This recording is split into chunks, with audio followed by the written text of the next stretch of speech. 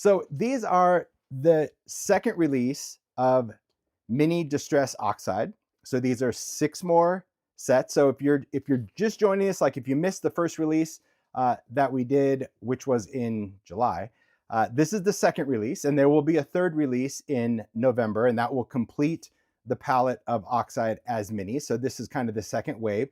These are sold in kits, but then next year they will be available open stock, where you can buy individual colors. Retailers can sell individual colors, and as well as the sets, because some people like to buy them different ways. um, each of these releases, I've tried to kind of create this palette, this kind of, I'll just say, rainbow set. So wherever you jump into the mix, you can kind of build your palette that way. Or maybe you don't even, maybe you're not into the minis, maybe you like the regulation size ink pads and you're like, I'm good there. I do find that the minis for me are creative convenience, and I've always talked about creative convenience my entire career, even like down to the Sizzix Sidekick, where I think that there are different tools for different things. Some people love mini things, some people like large, some people like having the option of both, and that's really what this is. So I'm just going to quickly go through the colors, and then we'll just jump into a demo. All right. So I just swatched these out. When you're swatching, just be really aware of the paper that you're swatching out on. I always say, if you're going to swatch on paper that you typically use. This is just Distress white heavy stock, but you can swatch on watercolor paper, index paper, but different papers are going to actually swatch a little different. The reason I like to swatch Oxide on white heavy stock is that it does have kind of this smooth coating, and it gives me more of the oxidized look without water. So it's not really, I would say it's not typically oxidized.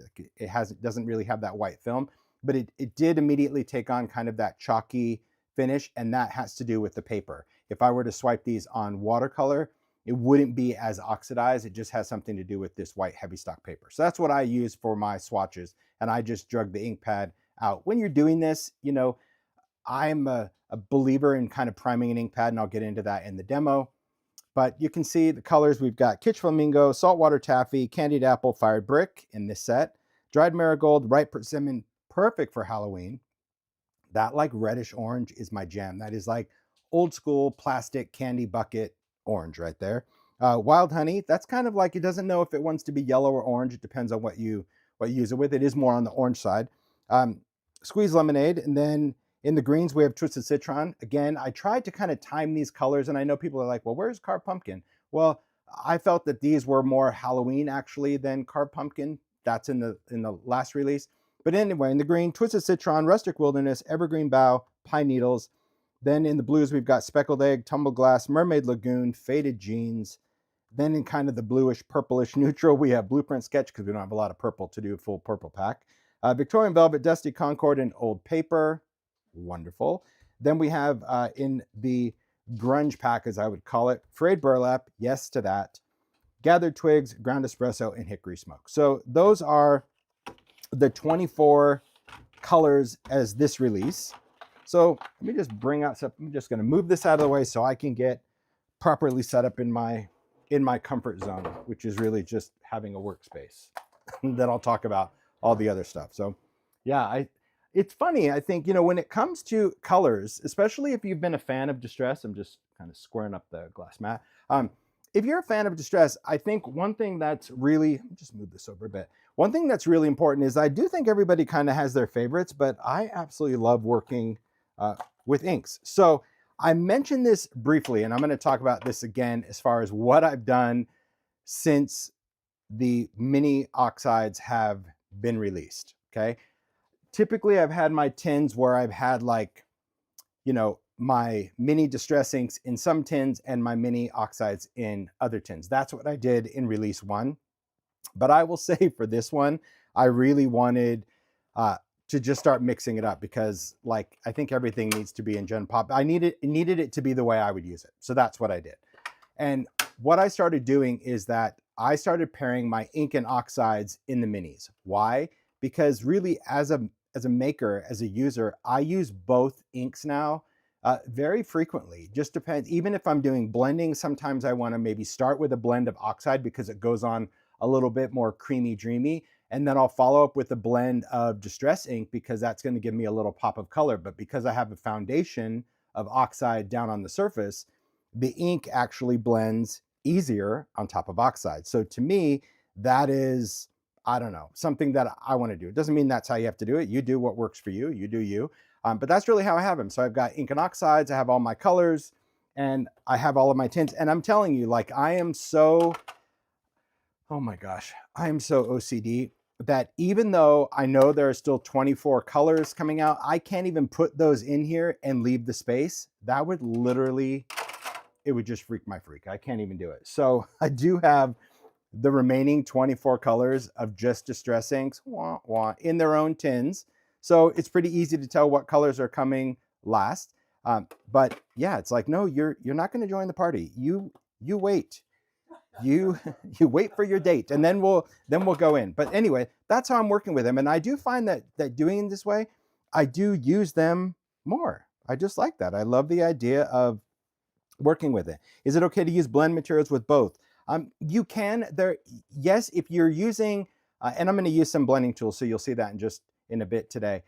If you're going from ink into oxide, no problem. But if you have a blending tool that you've used in oxide, you should not go back in your ink without cleaning it off. Being that wiping it off on a baby wipe or cleaning it thoroughly, or you have separate tools. So can you go from ink to oxide? Yes. Can you go from oxide to ink? No, you should not. Okay. So that to me is like, I do, Zoe. I have to keep them separate. I can't leave that gap. That would absolutely be crazy. There will not be a mini picket fence, but there is a black. There's a black mini. That was in the first release. So black already exists as a mini for black soot in both ink and oxide. But no picket fence, not yet. I don't think there would be a reason for it, but you never know. Never say never. Who knows? Ranger might have it, or it might go into some fun kit. Not sure, but it's not planned in this release. All right. Okie doke. So let's just talk about how I use stuff. And again, I want to preface this with, this is what works for me. It's so important that you need to be a maker based on how you use stuff. If you use stuff, what your budget is, all of those things to me are super important. So I just wanted to call those out so you'll see when I open these up, like, they look a lot alike. Well, ink and oxide. And of course the case color is different. This is still the gray case, but obviously the label reads oxide as well. Okay. So let me just share some things that I've done and talk about tools and all of that stuff. And I'll watch the chat the best that I can. Someone said, what about dried marigold? It's the best. Dried marigold is beautiful. My favorite, it depends. My favorite today is going to be old paper, because I think that's been my favorite since Distress started. I do love frayed burlap. But yeah, dried marigold is really nice. Okay. So here we go. Oh, I think she was asking when it's coming out. Oh, dried marigold? Oh, it's out. That's already been there. So remember, we're release number 2. So definitely go, if you missed the first one, definitely go back and check, watch that initial video, because I talk about, like, how did we get oxide into this, all that stuff. So first we're going to talk about, like, prepping a mini ink pad of any kind. Does it need to be prepped? Not really, but I find that it works better for me. Maybe that's an Arizona thing, don't know. But a mini ink is small, right? It has like 1/5 the amount of ink of a typical ink pad. So I would say that if you are only investing in minis, investing in re-inkers would be essential. Otherwise, really, your ink pads, if you plan to use them, will simply be disposable, meaning they're not going to last you for years. There's only a small amount of ink. These were always designed for travel, creative convenience, going to classes, crops. That's, I think, where the whole mini thing even started. But it's important to know, like, you can't just expect this to be an everlasting gobstopper, which, believe it or not, some do. They're like, I bought a mini ink pad and it's not as juicy as the big ink pad. I'm like, well, no. I ate a Jelly Belly and it wasn't nearly as good as when I ate a Jelly Bean. Well, you're getting a small little amount. I mean, I can reference candy because that's my world, but it's the same kind of realistic expectation. So from a re-inker perspective, and I'll bring in the right color, I'll do speckled egg for speckled egg. Welcome to my world.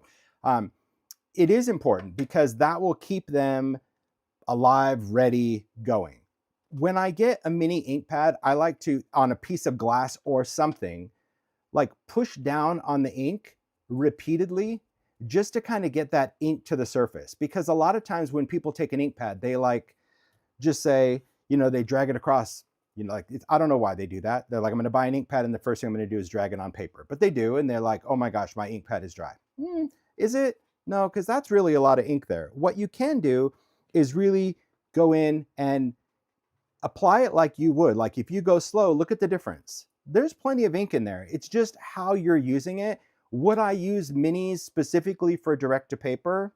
No, I wouldn't. I would use bigger inks, or I would use sprays if I was covering a lot of surface, but it's that expectation. The reason I prime on glass is because ink is a suspended medium, and I find that pushing it down brings a lot of that ink to the surface. And that's only when I first open a pack. Is this something you have to do? No. Is this something I've done for years? No. But I found with Mini Distress Oxides, especially because it's such a complex formulation in a small surface, that's helped me get more, I don't know, consistent use like the large pads. I did see a question, re-inker is the same. Yes, the re-inkers are the same. This is just a smaller ink pad. It's not a different kind of ink than the large oxide, okay? So that's just one thing. If you're, I mean, to be honest, if you have any ink pads, re-inkers are the way to go, because that is going to keep you from having to buy new. But I just wanted to kind of explain that direct to paper concept and really what you're wanting to see, okay? What your expectations should be realistically. Let me just clean off this ink real quick. So when it comes to blending and doing stuff with stencils, there's a lot of cool features that we can do. Hey Mario, could you do me a favor? Sure. Sorry. Over there, I think I have my ink stand over there. I just didn't grab it for this. So if you could do that, that'd be cool. It's like right in between those two wire racks. It should be a long black ink stand. Thanks. Yeah. You did that to me last time. Thanks. All right, just in case I'm doing extra colors. He did that last time we started laughing. Or it's like, yeah. Okay. We're gonna just do some quick inking demos, and we're gonna get into some other things. I want to talk about other ways to work with certain tools. Okay. I'll start. Where do I want to start, Tim? Focus. Start with this. Okay. Yeah. You don't need to have an ink stand. If you don't have one, that's all right. Use what you have. You can often use the tin as that, but I'm just gonna place some different inks into this. I love this palette one, so I'm just gonna play with a couple of colors, and I'm gonna do ink and oxide but not with everything. I don't always need ink and oxide in everything. I'm just gonna kind of create my own palette right there. Just what I want. Let's get some grunge in. That was fun. I love that to start the day, Mario. Yeah. All right, just put a few colors. Let's see what I want to do. Maybe, do I need a little brown? The answer, yes. Do I need sprayed burlap? The answer is yes. Or actually, maybe I'm going to do a little old paper, just because we have that in oxide. Okay. When is this being released? It's available now worldwide. Today was the release day. I think it was like right after I went live, retailers were adding it to the site. So if you didn't see it this morning, it's probably why they were just waiting for the live so they would be able to list it. All right. So we'll talk about stenciling. We'll talk about some detail, and we're going to talk about tools in general. I'm going to start just by working on a piece of media grip, but I'm also going to go to a grip mat, which it's kind of a new thing to me. It's not new to the industry, but it's new to me using it. But certain times I want to use a piece of media grip. This is what I have from Tonic. It's just a silicone sheet that's washable, reusable. It doesn't wrinkle up. You just stick it down, and it just provides a grip. Sometimes for paper, sometimes for ink, sometimes for whatever it is that I want to do. But for this demo, it should be fairly quick. Okay.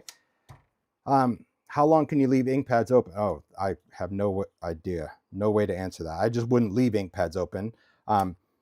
In the sense of using it, is that what you mean? You can just, I'm going to say, well, gosh, I don't know, half an hour, but it depends on your climate. You know, I don't have a fan blowing on that if I was going to leave them open. But if you're creating a card, I wouldn't worry about how long you leave them open. They shouldn't dry up that quick. But if you're like, I wouldn't go to lunch and leave them open. I would just close them up. But for this, you're going to be fine. Okay, some tools for inking. We're going to talk about the tiny blending brushes. These came out the last one. Just going to pull some colors. I painted the little ring on there. This is just a little acrylic stance. I found that I'm like becoming more of that little stand display guy. I used to throw everything in a tin. Yeah, Mario knows like my addiction. I'm like, look at this little tool. I like having, so I don't judge. I like the idea of the whole little tool holder. So there's different, to me, there's different tools for different things. So I'm just going to talk about a stencil and what you want to do. And I should start with this one because I think that's going to get my point across a little bit better. So let's say you had a stencil with a lot of points or details. A brush is always going to be better for detail because the bristles of a brush are going to get closer than foam. Okay, so I'll show both just so you get the idea. So the brush, I'm just going to dip into these. Now again, if I'm going to go from oxide to ink, I'll definitely wipe this off. Okay, so I'm just going to take this just for now. I'm not going to focus too much on it. I'm just going to just take the brush and swipe this in. Same thing when it comes to ink tools. Some people love cosmetic brushes for their inking. Some people like, I don't know, blending tools, and I'll talk about blending tools for this. I like a natural bristle just because a natural bristle doesn't grab as much ink. Yes, it's definitely much more coarse than those smooth cosmetic brushes. But again, a cosmetic brush often grabs a lot of ink and you have to wipe it off before you go to a surface. And for these types of brushes, both the regular and the mini, you don't have to worry about that, okay? If you're done with the brush, you can just set it down. If you're finished with it, I recommend closing it, which is simply just pulling up this little collar and then capping it. I'm not done with it because I'm still going to go in with a little bit of ink. So I'm just going to take a paper towel and I'm just going to clean off just the excess. That's just going to take off mostly the pigment. That's what we're worrying about, contamination. We don't want pigment to go into the dye, okay? So by wiping that off, we should be fine. You could tell if the top of your ink pad looked chalky, that just meant you didn't clean it well. Could you wipe it off? Yes, you could wipe off your ink pad quickly. Just don't allow that pigment to absorb into your ink pad, okay? And what I'm going to do is I'm just going to go into those same areas that I did a little oxide, and I'm just going to hit this with a little ink. You'll see when I remove the stencil what it's actually doing, but just to give you an idea, I'm just kind of inking some of that design, okay? Just going to slide that up, and then it just locks together like that. Okay. So the benefit of that is, of course, giving us not only the blend, but you can see those little punchy bits of color. That came from Distress ink. Does that mean you can't get color from oxide? Of course not. You get plenty of color and you can still get dark and light areas. Just remember the benefit, of course, is the punch of color in a dye versus more of the softer approach to color in a dye and pigment. Never a right or wrong. You really need to kind of use what you want. Now, if you were going to apply this with a blending tool, let's say we're just going to take like a mini blending tool. Will that work? Yes, mini blending tools were still designed for stencils. So you can still blend with that. Do you still get detail? Yes, you get detail as well. Just often when you do this, you don't get as crisp of a detail, like little jaggedy edges, as you do with a brush. So does that mean, oh, I can't stencil with a blending tool? Gosh, not at all. Use what you have, but that's really the reason for me why I want brushes and tools, because I think when it comes to working with them, I prefer that if I know that my stencil is going to be very detailed, like especially on this jack-o'-lantern, like in the faces, those little lines, I'm going to want to ink with a brush because I'm just going to get better detail. Whereas if I use a blending tool, it often rounds all of the elements. Does that make sense? So does it mean you have to have sets of everything? No. But let me just tell you kind of my latest thinking, okay? I'm just going to set this off because my thinking changes. And this is where Mario's like, what are you doing? I'm like, well, here's just how I have. Question, can you list the different sizes you have for media mat and how you store them? I'm not sure. The glass media mat? If you could re-ask that question, I don't understand. The glass mat comes in regular and travel. Sorry, I don't understand that, but I could. Oh, I think Kelly's under. Oh, if you're talking about the media grip, is this what you're talking about? And all the cut pieces? Yes, sorry. Couldn't connect the dots that quick. I have this on my website. Just type in media grip and you should see a post of that with the different cuts and how I did it. I think it's there. It should be there. I know I've done a YouTube video on it as well, but yeah, I just cut it. See, I cut it for tags, cut it for cards, just different things that I want, but doesn't necessarily mean that size is gonna work for you guys. Okay, so here's the latest thing. No judgment, right? Makers, no judgment. This is like my new obsession, okay? As I mentioned, when I did some shopping, I was on Simon Says when I found these little racks, and they have them for even the large blending brushes because they do it for, you know, the handles of brushes. And that's where I'm like, I wonder if the distress brushes will fit in here. So that's where I first discovered this. And then I saw some other things. And, you know, I think these are originally like for lipstick or whatever, but take a look at this beauty. Here, I'll show you this one. I bought two.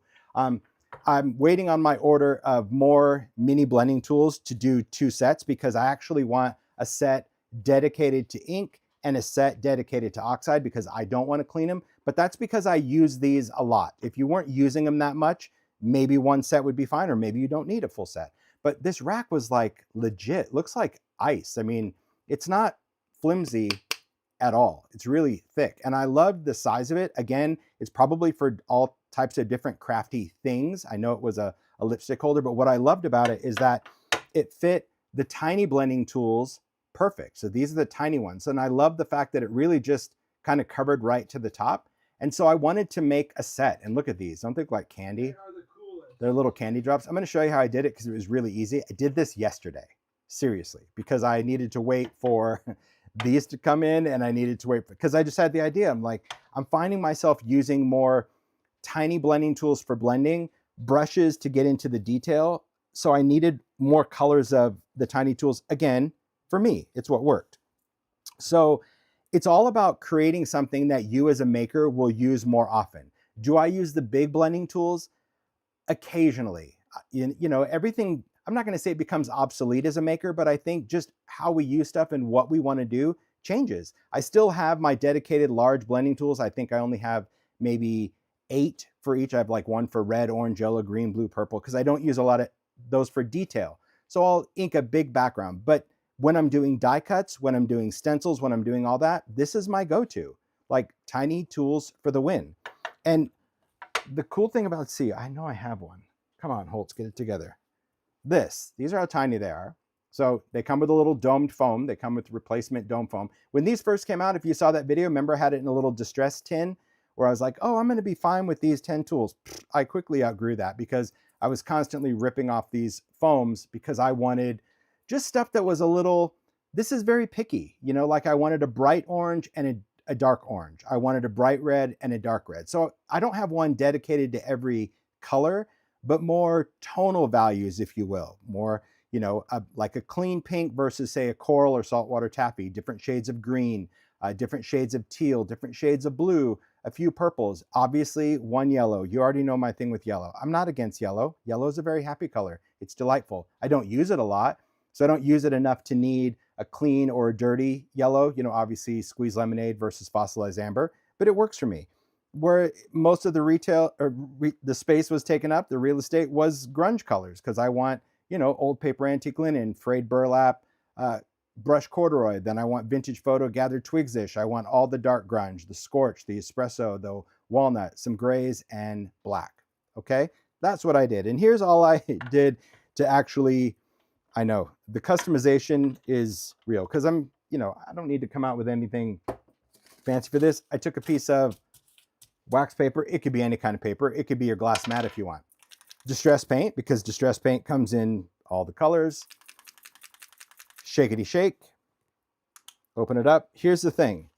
You need a drip, and drip is where it's at. The best part is that you get to actually do it again if you don't like it. Okay.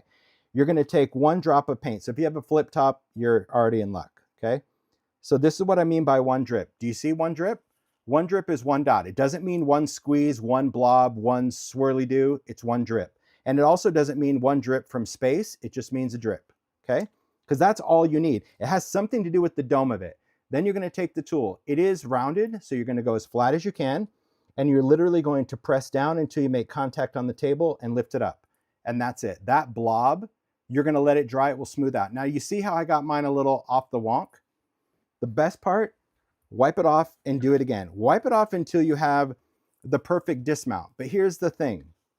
Because it's rounded, if you're not totally centered, your dot goes to one side or the next. Maybe you don't care, okay? If you need to do it again, guess what? You need another drop. because if you don't, that is already too big. So when you press this in, the drip becomes big. Maybe you want a bigger drip. Again, no judgment. You do you. There you go. Lisa said, I thought distress paints were discontinued. No, luckily they're not. Some colors were, and maybe Ranger would consider bringing them back permanently. I still don't know why they did it, but one little drop, there you go. Perfectly happy with it. I'm going to let it dry flat. So I don't have the foam on there. I'm just going to let it dry. How long does it take to dry? I let mine dry overnight. It would probably be dry in a warm environment, maybe in like several hours. But overnight is better because I really wanted that paint to cure, because then it's on there. It's done. Okay. But I love that drip because you see how thick it is and shiny. It is perfect for me. Now, when I say off center, it's a rounded tool, and these tools are like hand done. So it's never going to be perfect, but pretty darn close to perfect. That's all I did on all of them. You just let them dry. And once it dries, it's on there. It won't wash off with water. You would have to sand it off at that point. That's the nice thing about the paint. So you just let it dry flat. Then once it dries, then put your foam on it, because you don't want your painted tool to like dry on an angle, because maybe that drip will have like a high spot or low spot. Pretty easy, right? Super simple. Why did I do that? Because that's the tool that I use. And I like the fact now that when I am doing a lot of stenciling, or when I am doing my die cuts, it's just so much easier to just take this out and also put this away. It looks good if you have desk space, that's great, but I think that's what I really liked. I'm not a fan of stadium seating, no judgment. I used to.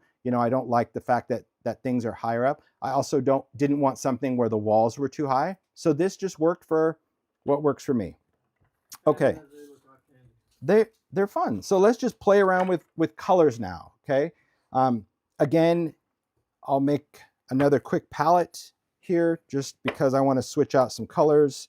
So I don't need that. I'm going to go orange. I want to keep both of those. That's going to be the problem. Let's do some purpley. That's going to be good. Ooh, let's do a little seedless. So it is fun to, I think, explore new ways. And also, I think as makers, I don't know why, like there's shame in the fact of, oh, but I bought this and I have all these things. Well, if it works for you still, great. But what was the quote? I'm going to think about it before I say it. There's a quote that I saw, and I mean, it was many years ago, and I absolutely love it. But it's like, don't hold on to a mistake just because you spent a lot of time making it. Now, I'm not saying buying was a mistake, but it kind of resonated with me that sometimes, I'll have stuff, and, always Mario's the voice of reason. He's like, why do you have this? Like, oh, because I bought it, but you don't use it. Like, I know, but like I bought this and I bought it in every style and this. He goes, but you don't use it. And now it's taking up space of something that you might use. Now you have to actually find it.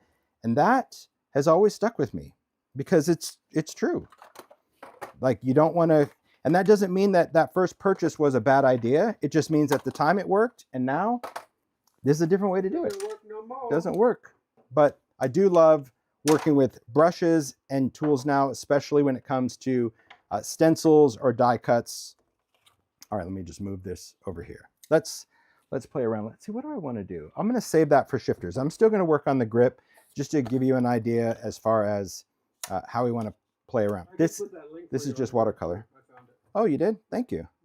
I didn't remember if I did that, so that was good. Just going to open these up real quick. Again, do you need something like this? No. Do I find that when I'm using multiple colors, a palette like this works for me? Yes. Just because I don't need to hold on to them. But if I was just picking up a color, and you'll see when I do that, I don't always create a palette. That to me, that would just be, that's crazy. Okay. But this is going to work for me. So let's just say we want to do these jacks. They're fun. I'm going to just going to place it down on the grip. Now you can still use tape if you want. This one's just for a fun, quick demo, so I'm not worrying too much. This is a set. Actually, here's what I need.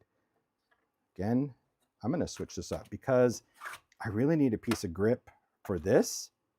See, because it was moving on my glass. So now that's going to be there. Now I'll just take another piece of grip from a cardstock and my stencil. This will be close enough. A square piece. As long as it grips a little bit, it's not going to grip as much as the bigger piece, but it was driving me crazy already for the wiggle. Okay, so see, now I have that and that whole stand isn't moving.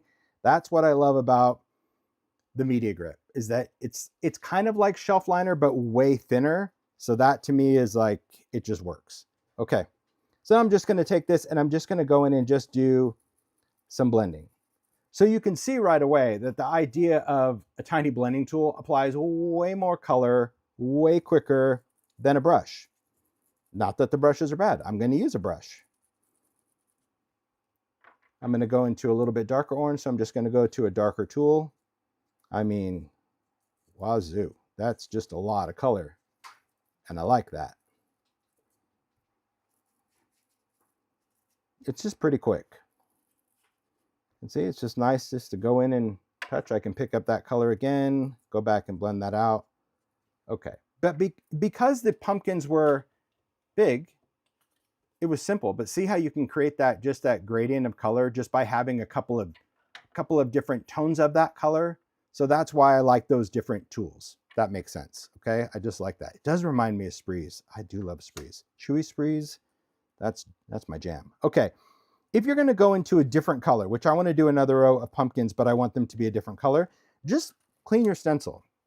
And you can clean your stencil really any which way you want. I think just you can do water in a paper towel. You can use baby wipes, whatever that is. You don't have to be aggressive. Just clean that ink off. Simple. And then just dry it, because we don't want any of that moisture kind of wicking out under the paper. Okay, let's put that down. Perfect.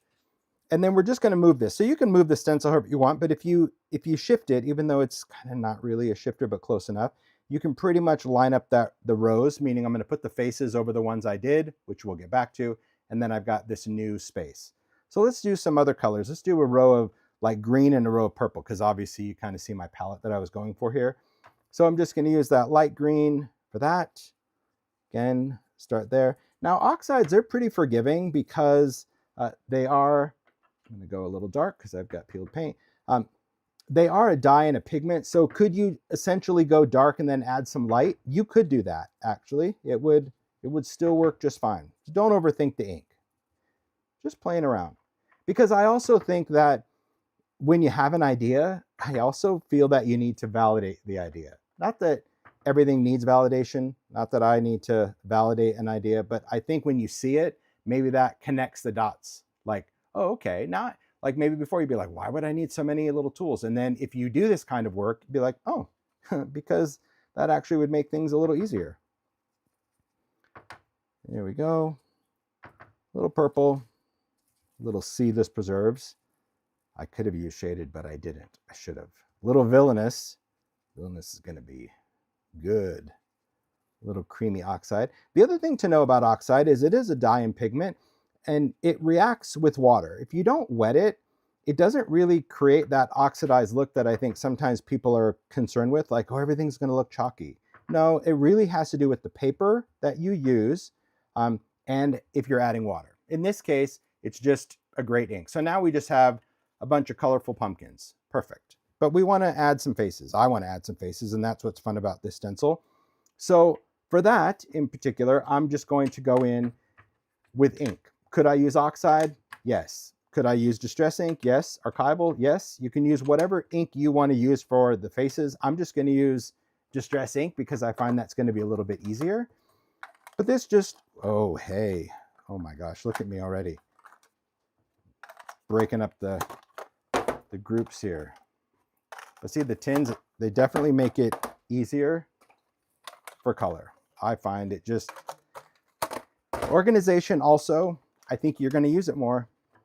If you stay organized and you can find it, you'll use it. If you always have to go in your craft space and dig things out, like that's just going to be miserable. Like if you always have to go find it or dig yourself out from your creative chaos, you won't use your stuff. Not as much anyway. You'll just be like, this is ridiculous, taking too much time. I would agree. All right, I'm just going to use regular ink for these faces just because it's what I want. I'm not going to use the tiny tool because it's more detailed. So I'm gonna go with a brush. So I'm gonna just use a little black. Open that up. I've got the grip, so that's gonna hold on to this just fine. So I can just use that. It's still tiny. Now, these are designed to kind of be off register, these little faces. So don't overthink that. Just kind of figure it out and go, okay, just gonna add a little bit. They could be dark and detailed, they can be light, they can really be whatever it is that you want them to be. You can do all the edges. You can start dark and kind of fade out like I'm doing. That's what I like about the brushes. I feel like I have a little bit more control also with a brush. I can see in the detail. And again, those little bristles, they're just gonna go into all the spaces. And you don't always have to add the face. You don't always have to use the solid. Sometimes you can just use the face. That's pretty fun. And there you have it. You can also do paste through this. You could do twinkle or sparkle or black texture paste or glow or whatever. Just still a stencil. But see, look how fun that is. Isn't that great? And you can leave them like that. They're all going to get faces. I don't want anyone to feel like they missed a trip to the chair. There we go. Let's bring that right about there. Line up to the nearest ish and just go for it. But you can see how the tiny brush is so much easier to control, and I'm not worrying about getting too much ink on the surface because the natural bristles are just different. They're different than synthetic in the fact of how they hold the ink. Doesn't make anything better or worse. It just has to do with what you like to work with. Okay? There we go. Simple, fun, cute. And this could be something like, this could be a card. You can slice this out. You could cut these out, and there's a lot of different things that you could do. I like the idea of just having some creative options. Cleaning this, well, pretty simple. Again, just spraying with water. Now, if I have a full stencil that I need to clean, I kind of cheat that way. Place that down, a little bit of water, paper towel on the top, and then you could use the paper towels for other things. You could do some sort of inking, some sort of playing. Okay, clean. Now let's get into some other options for stuff. Let's say, and I'll jump around, so just know that, welcome to my brain. I'm going to jump around, but I want to talk about some different things that we can do with oxides in particular, because after all, this release is celebrating the second set of colors, 24 colors. Now we're up to 48. So see, we only have 24 more to go, and we've got them all this year. Woo! Shout out Ranger for making it happen this year. Okay. I know, I love that. One of the things about oxide is their unique properties of dye and pigment. The other thing that I think is important to understand is that when you try techniques, wherever you see them on YouTube, you see them on TikTok or any kind of social, surface is the most important thing. And a lot of times people don't either talk about it, or maybe as viewers, we don't pay attention to it. So when you try it, if something doesn't work, try different surfaces. Even if you have the surface they suggest, try a different surface because it might work perfect for you, okay? When I first did this technique, I started out on mixed media heavy stock because I liked the smoothness. Then when I did it, I switched to white heavy stock because I liked the smoothness. And now today, I'm using watercolor paper because I found that I liked the smudginess of watercolor paper. So if you've seen in the past, you're like, hey, last time you did this, you used this. Yeah, probably. But today I'm using this because, because that's what I like. So you can always switch it up if you want to try something different. So I'm going to take a piece of grip. This is, again, is the smooth side of distressed watercolor cardstock. And we're going to do something that I call smudge stamping. And I've talked about smudge stamping for a long time. And it's essentially just taking an image, stamping it, and then quickly smudging it. When you smudge, you want to use a blending tool. When you use a blending tool, you want the blending tool to be clean. And I say clean in quotes because you don't need it to be a new piece of foam. If you have a new piece of foam, that's great.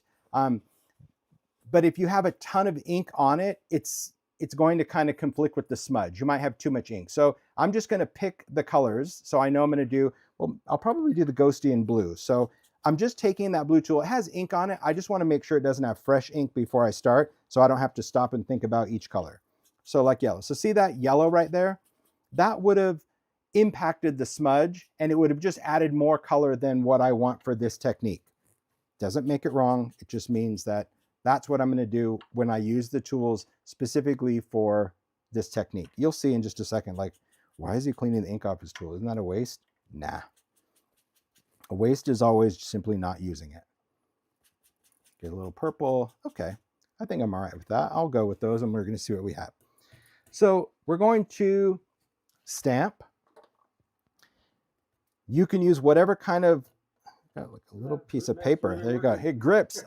You can use whatever kind of stamp block, like grip mats or grid blocks are great. I have to say, like, I'm still in love with this Gina K block. I can't stand it, and I'm just going to keep going with it.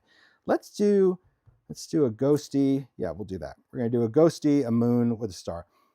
All we're going to do is take an oxide. Now, can you do this with ink as well? You can use distress ink for this. I just found, like, since oxides came out, it's such a better ink for this technique because of the dye and pigment. So I'm going to use oxide. This happens to be Stormy Sky. I'm going to tap, tap. This is Tiny Frights. It's just a nice bold one. It doesn't always have to be bold. I'll show you some different stamp options. Okay, you see we have the ink on there. And all we're going to do is we're going to stamp. We're going to take that tool and we're going to go in a circular motion and smudge it. Now you might look at this and go, you are an idiot. Like, in what universe do we want to stamp an image and then blur it out? Well, it's not, well, you know, because some people look at techniques, they're like, I've spent, 5 years of my stamping career trying to get a crisp image, and here you stamp an image and then you just blur it up. But that smudge, it just creates a little halo of color because oxide is a dye and pigment. So when this ink hits paper, the dye immediately attracts to the paper and the pigment takes a little bit of time to dry. So by doing that quickly, you can go in and smudge it so you're getting a halo of color, a halo.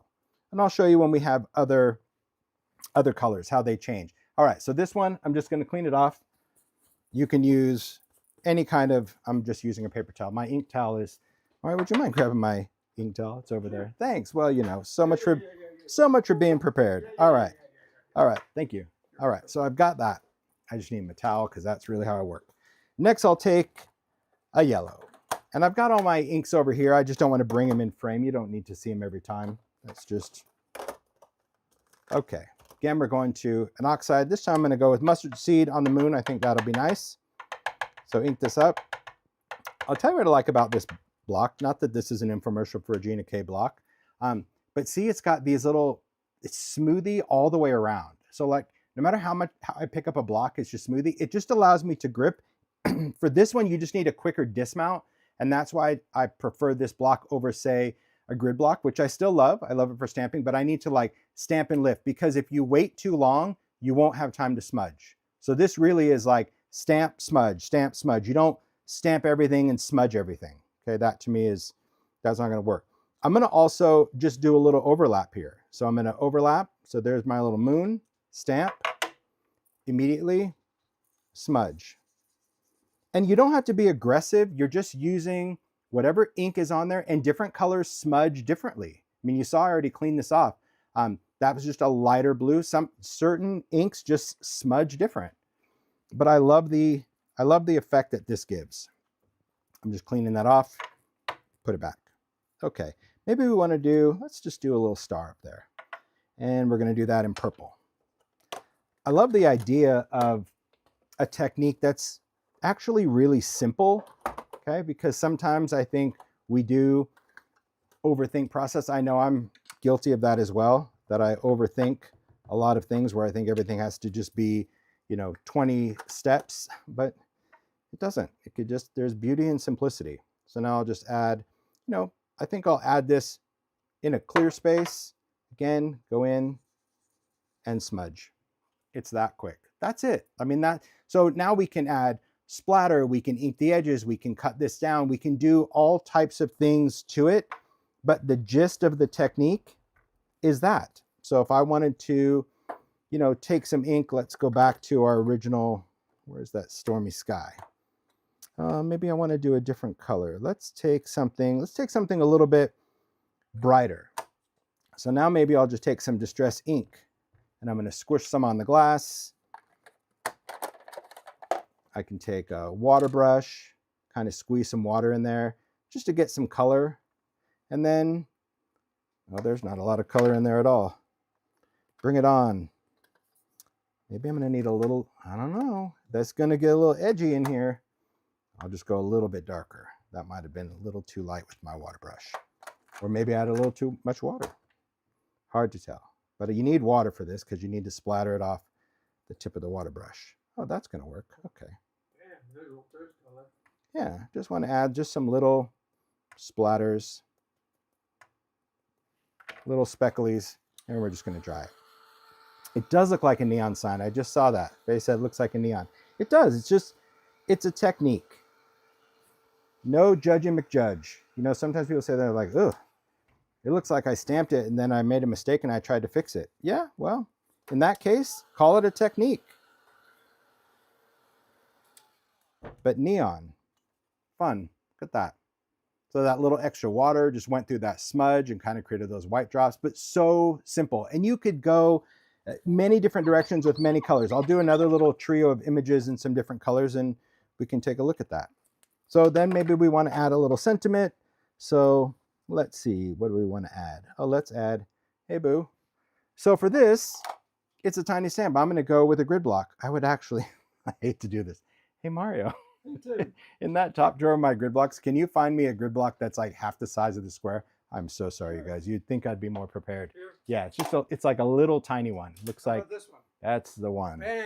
This is what I love about grid blocks because there's so many different sizes. So like this will allow me to, I think, just have like way more control for a tiny stamp. If you use a block bigger and you have such a tiny stamp, you risk like going off the rails and smudging it up. Okay, just gonna ink, tap, tap, tippity tap. Tools for everything. I know, Mario's like, it's like, hey Mario, hey Mario. So this, just gonna press down, just use my fingers, and done. Cute, isn't that fun? Simple, smudging. So if you love what you're doing with that little ghosty, I gotta say for Heidi, let's do a shout out and be like, if you love what Tim's doing, throw a ghosty up in the chat. There you go. Woo-hoo! There's Mario. He's gonna start the emoji train. There you go. Ghosties all right, for the win. So let's do another one.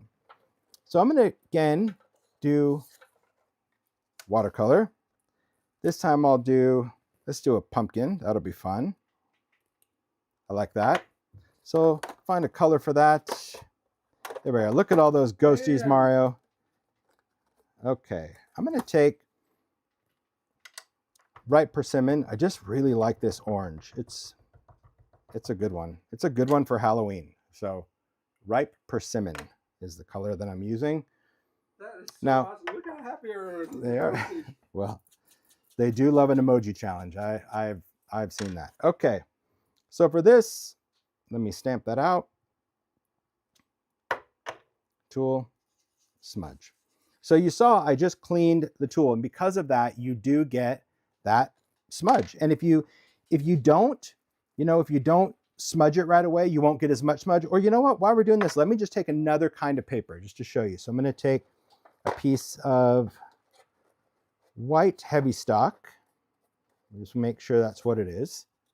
Yep, so this is smooth. Let's give this one a try. Because I've had success with white heavy stock. A lot of times white heavy stock works really well, and then sometimes white heavy stock just doesn't want to smudge as much. So let's see what's going to happen on this one. Okay, we're going to stamp it.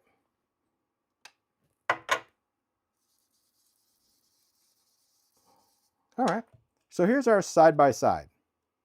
So this one, I would say, if you look at the watercolor smudged more, but heavy stock gave me a richer image color. It still smudged a little bit, not as glowy as watercolor, but just right there. You saw same ink, same clean blending tool, side by side, just a different effect. Is one better or worse? No, I think it's just really what you ultimately like. And I think the fact that I wanted more smudge, that's why I decided to go with a little watercolor. Okay, so let's take what I want to do on this one. Maybe I'll do a little cat. That'll be fun. Because they don't all have to create a scene either. They could just be whatever you want it to be. Let's do a black cat. So we're going to go with black soot oxide. And you're going to see some other effects when it comes to what we can also do with oxide. That's what I wanted to really do today, is just do more time playing. So Black soot oxide is still really, it means business. All right. So we got our cat there. I want to make sure this is cleaned off. So I just cleaned it off on the towel. And I'm just going to do that little smudge. You could do any color, again, any color you want, but there's our cat. Fun and simple and easy and, I don't know, hilarious, just crazy. Speaking of hilarious, we could do the bat. We could do another star. We could do a candy corn. You could do this with leaves. And there's all sorts of different play that you want to do. We can still do like a star and a moon, and maybe I want to do that. I do like those little details. I like those little elements in there. I think it's cute. Okay. Let's do, for purple, there we have it. Let's take a little villainous, because it's just going to be a little darker. Take that little star. Let's go there. See how simple this is? And it's really, I don't know, it's a little kind of therapeutic on this too. When you know, sometimes I always call things like this like the duh technique, you know, like duh, like it just doesn't take a lot of thought power. Because sometimes when you're doing stuff, you know, in the creative things, my gosh, the techniques have certainly got complex and steps and all the things to remember. And sometimes you just want like something where it's like, I can just do it and not even think about it. So I do think for this, I'm going to go back to mustard seed. Okay. Ink. We got our little moon again.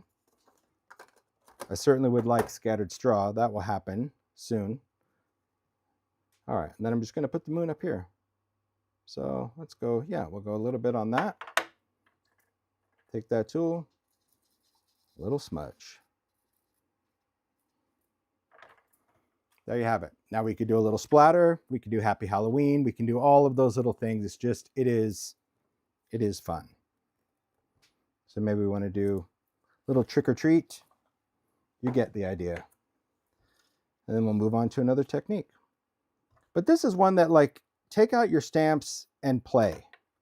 If you're looking for things to do, or you're wanting to make maybe some quick stamp treat bags or whatever that is, I think it's just fun to go in and just add a little element of that. Do a little splatter, and we can still cut this and crop it. Like I never pre-cut or pre-crop paper and try to stay within the lines. I like working a little bit bigger because I love the, there we go, stamp goes down. I love the idea of being able to go, I found it, Mario. Can you tell me what number that is? CMS 468, Thanks. Tiny Frights. And there's a coordinating die set for that too, a little one if you wanted to cut it. But obviously for smudging, the beauty of smudge is just to stay on the paper. But see, here's one that's not splattered. Could you splatter later? Yes, we could splatter because we stamped in archival. That's why I always stamp sentiments in something permanent if you can. But this one I did in distress because I was going second. So really, it's completely up to you as to what you do. I typically go for archival just because I like to go back and maybe add a spritz or something. But see, splatter adds a little element. Cool. Moving on. Let's say we wanted to do something. This is going to be quick. So, because I don't want you to think that it's always just trick or treat related. But let's say you had a stamp set and you were doing something for the holidays and you're like, oh, I like the idea of smudge stamping, but you know, I don't want to do something for Halloween. I don't want you to do something cutesy. The thing to remember is a technique is a technique because it could be applied to whatever it is that you want to do.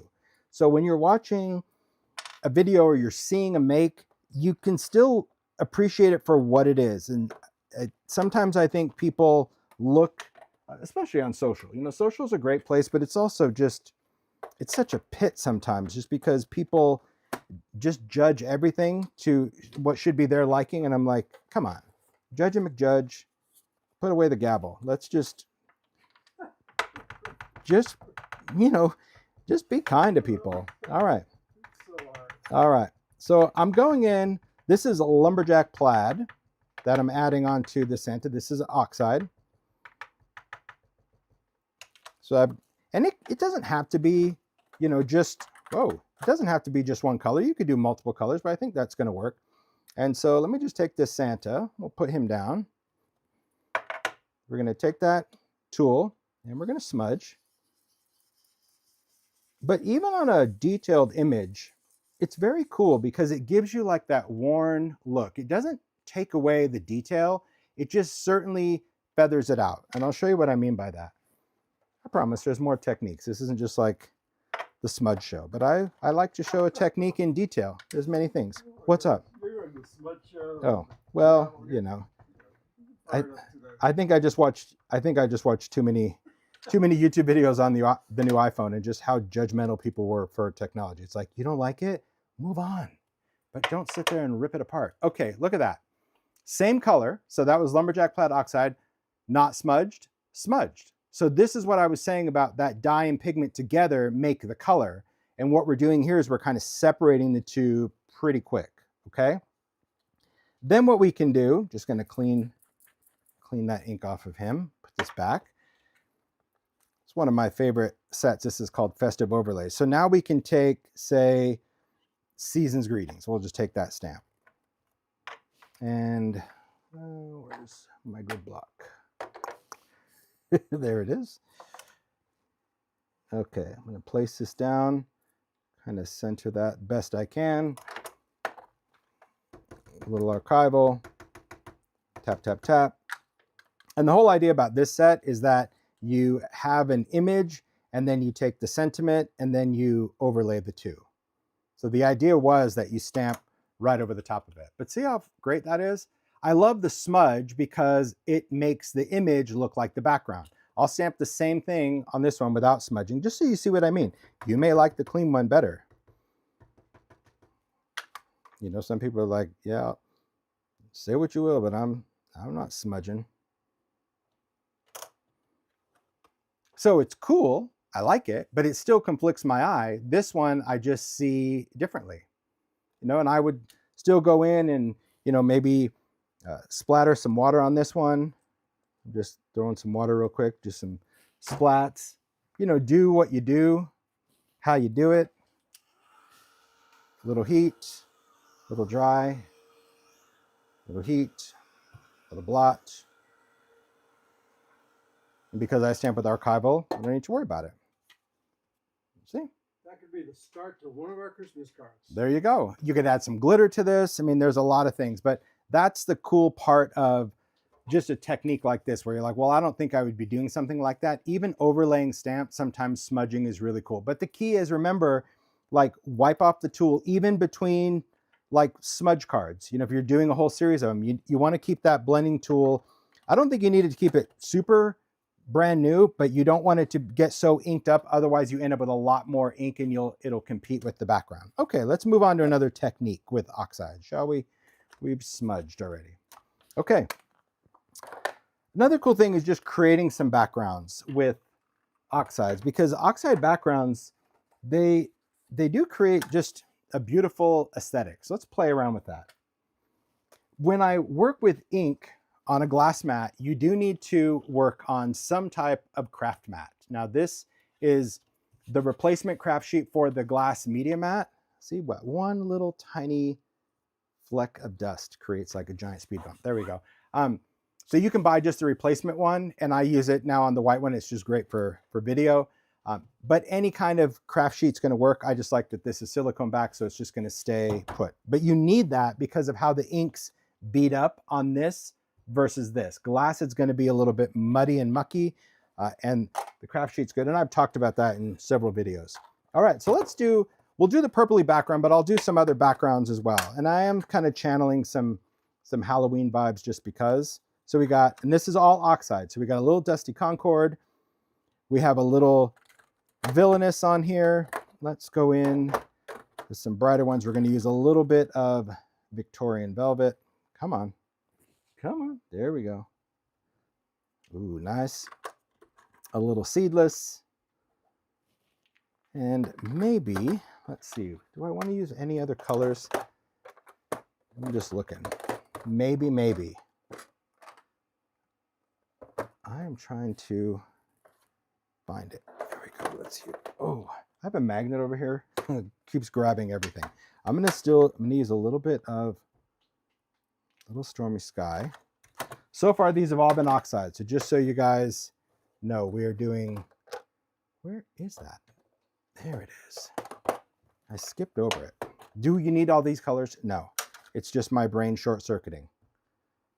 It's my brain like a radio station. Right now we're driving through the mountains and it's all static, but trust me, the station it'll come in. But right now, okay, got my inks and I just squish. And notice I didn't need a lot. This is what I love about minis, because could you do this with regular oxide inks? Yeah, absolutely. Could you do this with sprays? Yes, you're just going to have a lot. I love the idea of just having a little bit of a lot of different colors for this technique. Now I'm just going to spray this till I have droplets of water. You saw how those colors really came to life, and you can see little tiny drips. You don't need a ton of water. If you have too much water and you have really big blobs, you're just using more than what you need. Let's just put it that way. So now I'm just going to take a piece of cardstock. You can do this on watercolor cardstock. I'm just using mixed media. I like the tags. I think that the tags are just makes for a cool background. So I'm going to start. Now, do I want these little specks? I don't. So if I don't want the specks, but I don't want more color, I can just push it down on that glass and see how it just squishes out those specks. It didn't add more color, just kind of pop those bubbles, if you will. Let's go ahead and dry this. And we're going to utilize the color that's here. But notice I didn't like drag through it and squish it and move it, because I still want the distinct tones of that color. And we're just drying it with a heat tool. Okay.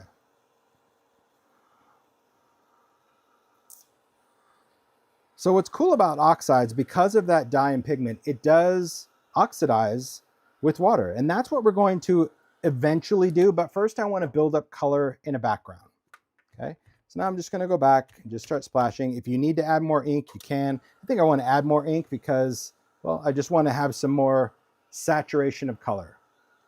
So I'm going to let that sit for a second. And I'm going to go into this ink here. When you go into wet ink on a craft sheet, I don't typically drag through it, but I also don't worry about cleaning it all up. I can go around. If I pick up a little drop of something else, it's not enough to contaminate the ink pad. So just don't work in fear with your stuff. Just use it. It's happy it's there. Okay. Little water just to create the droplets. So now you're going to see a big difference when I go into this like fresher ink in this area. It's just going to put down a lot more color. That's what I was going for. You'll see why in a minute. There we go. Just drying this up. But see how those colors, see that little pool up there, those different purples mixing? Kind of fun. And you can shake it, just move that down. Nice. Okay. There we go. Gonna go back into this. Just keep working. And because it's all purples, I'm not worrying about making mud. I just want to build up some color.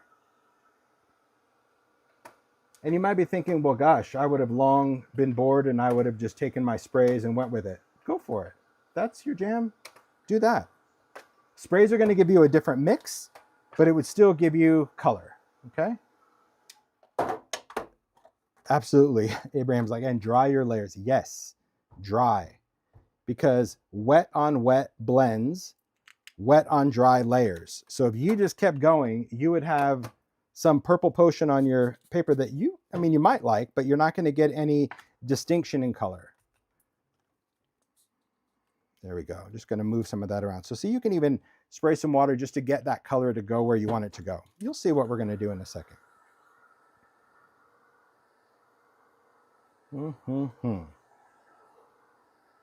It's good. I see a lot of people loving purple. Did you see that palette purple came out this month? It's like such a cool, it's just a cool color in fabric. There's some great designs in that. Yeah, Deborah said it took me a bit to learn that. Yeah, I stress that a lot and people are just like, well, I don't want to dry it. I just want to keep sopping it up until it's done. Okay. It just won't have this effect. You might like it though. So there you go.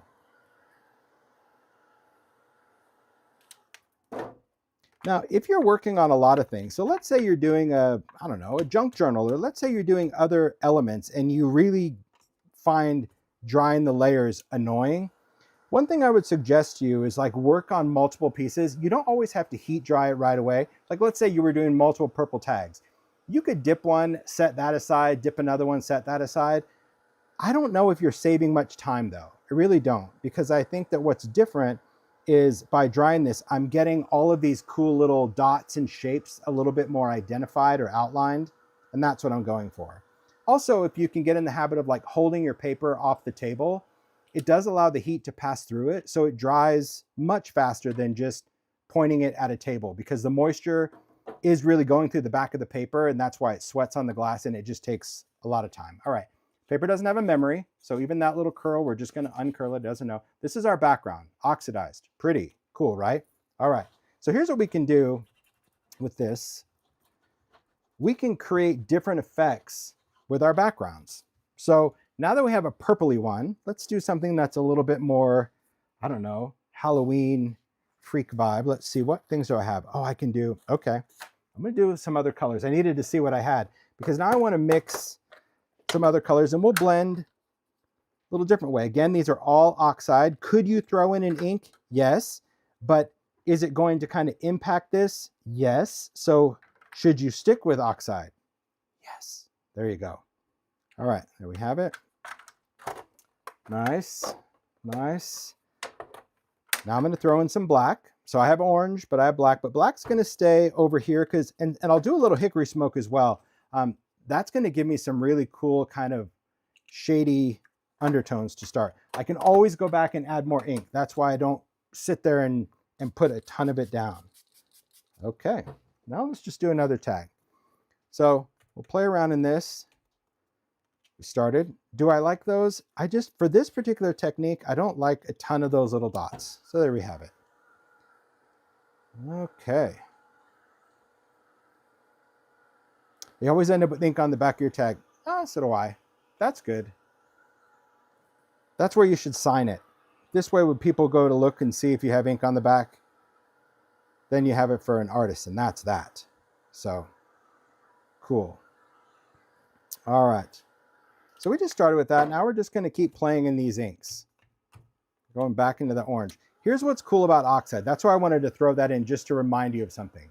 Because oxide is a dye and pigment, especially if you're new to oxides or you just don't use them to their true potential, remember, they're designed to layer on top of each other regardless of color. Meaning, if this was distress ink and that was black soot ink and this was orange ink, there's no way it would dry orange on top of that. It just wouldn't. Dyes are translucent. But oxide is going to dry on top of that black as orange. And that to me is such a cool look to doing backgrounds. You're able to get a lot more color control and a lot more depth in here. So I'm just going to keep building in this, and then I'll add some more. Now, because I know I've created a little bit of sludge up there, I'm just going to be mindful of that when I go in with my ink pad. And I think for this, I'm just going to go into a little spice marmalade. Do I wish I had carved pumpkin? Yes. Could I take my carved pumpkin large ink pad right now? I could. But is it here? No. And do I need it? I don't. No. But you could. So remember, this is not anything to do with like a mini formulation. So you can mix and match what you have in regulation size or minis, or you can just do all of this in, in regulation size. There we go. See the difference when you just add that punch of color, but the black is still there, but the orange is going to dry on top of it. This is really, it's very cool. All right, what are you doing? Everyone's chatting away. I appreciate the kind words. I'm glad you like the demos. I do. Oh, we don't need that. Let's wipe that off. I'm glad you like the demos. Often I feel like maybe the demos are a bit boring and people don't necessarily care, but I do. I always like to understand why I'm doing something, and I think explaining that, some people don't care. So maybe some people just watch for fun, but I think getting stuff out and understanding what it's doing, I think it helps as a maker. It helps you figure it out. Okay. I want to add some black to this, but I don't want to add a giant black spot.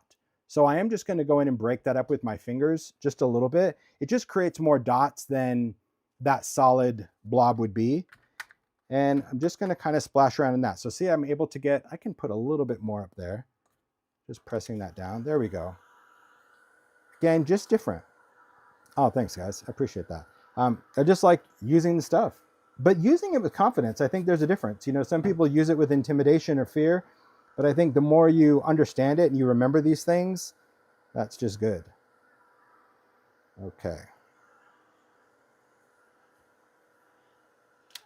All right, so I'm going to clean off some of these drips because I want to lighten them. And then I'm going to go just probably one more hit into this orange just to see where I can add a little bit more of that. Oh, that's beautiful. Okay, I'm happy with both of those backgrounds.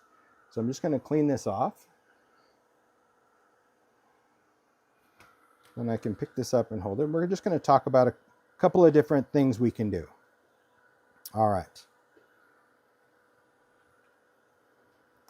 Demos are your classroom. Demos are my classroom too. I do love, I mean, the whole idea of the YouTube channel. And if you, I'll talk about this while I'm just waiting for stuff to dry. YouTube channel, if you go to my channel, I have different playlists, and I really work to make sure that those are kind of updated and refreshed, meaning you can just go and watch things on, on Distress or Alcohol Inc. or Halloween ideas or whatever that is. You can just go and watch an entire playlist. They are time-stamped. Again, a shout out to Julie for helping me get that started.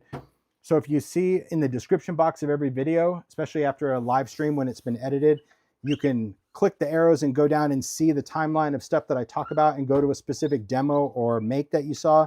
But if that's too confusing, just go to timholtz.com and search stuff, because then you're going to see thumbnails of all the stuff that I demo. So those are things. So take a look at these backgrounds. Cool. Here's what we're going to do with these. We're going to take these backgrounds and we're just going to give it another level. And this is where Oxide really shines. In my opinion, this is where magic happens. Okay. You can take whatever kind of stencil you want to take. I'll just give you some tips. All right. If you have a stencil with a lot of detail, that's going to work very cool as a stamp. If you have a stencil with a lot of solid, that's going to work in reverse, meaning you'll see the effect in just a second, meaning it's going to desaturate a lot of your color. Okay, this is going to act as a stamp. This is going to act more as a desaturation because of the amount of plastic. You'll see when I do it. So what do I want to do? Maybe I want to do this kind of Gothic script. That seems pretty cool. But we could also just do something as simple as that floral like I showed you. So what do I want to do? Let's do something I haven't done. Let's do this handwriting. That'll be cool. Okay, so here's what you're going to do. You're going to take your stencil and we're going to work from, depending on how, because we're going to print with this. So we're just going to, it depends on however you want to print. You know, do you want your text to face the right way or do you want it to face the wrong way? I want it to face the right way, so I'm going to spray water on the back. Here's how it's going to work. Let's take a little bit of grip.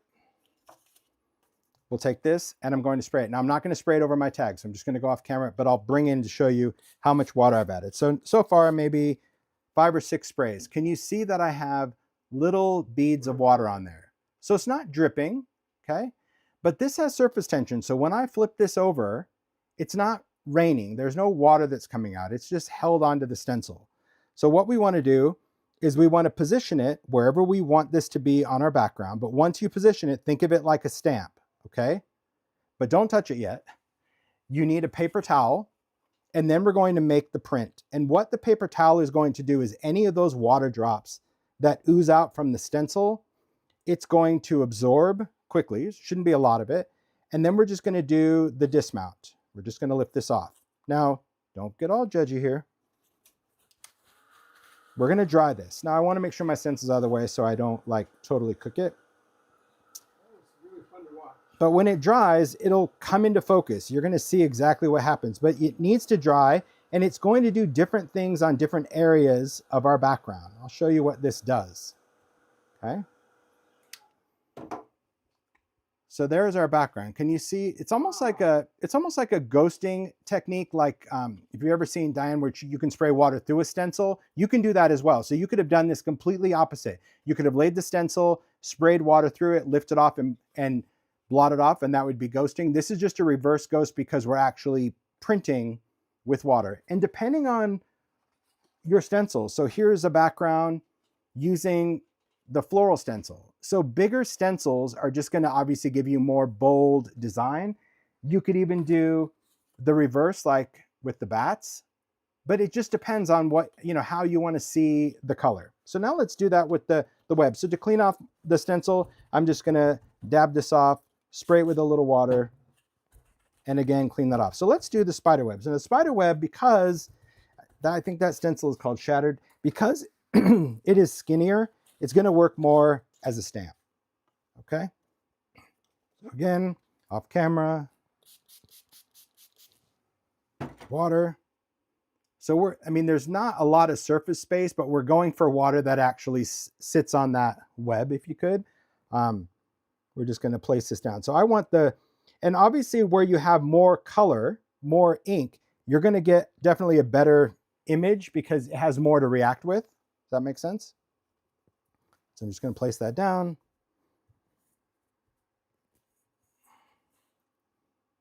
And press that. We're just going to lift that. And we're going to dry it. So this is just more for that subtlety in the background. Obviously, if you want it to be intense, use a stamp. If you want it to be like you can see on the spider web, you see how subtle it is? It's just very kind of ghosty. Could you do another design? Sure, you could layer designs on this, totally fine. We could take, let's say we want to take something a little bit more bold like Harlequin. I'm just gonna spray part of that stencil and I'm just gonna place that down, maybe just in this little area. So I'm not gonna press it down over there. You could.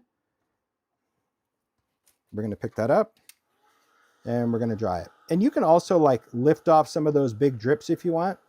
It's just a fun way to add design and add image because what it's doing is it's oxidizing. So that water, the same way it worked here, the same way it worked here, you see those diamonds? It's just oxidizing the ink layer. That's all it's doing. And it should be a background. Like I said, if you're going for something in the foreground, then you need to work with something else. A stamp is going to be probably your best friend for that. Now let's just talk about like how long can you hold something. I don't know if I can oxidize anything anymore, but I'm going to try it. Let's say I'm going to go back to that Harlequin. Let's just see what happens. I'm just going to spray. Whoa, way too much water. You see how much water was on there? That was ridiculous. Okay, I got more drop. Let's just say I'm going to place this over the whole thing. Let's just talk about time. And I'm going to press this down. The longer something sits on a surface, the more it's going to react. Okay? So the paper towel is just absorbing any water that oozes out of the openings, but I don't know if I can, I'll try to pick this up without moving it. I'm probably going to end up moving it.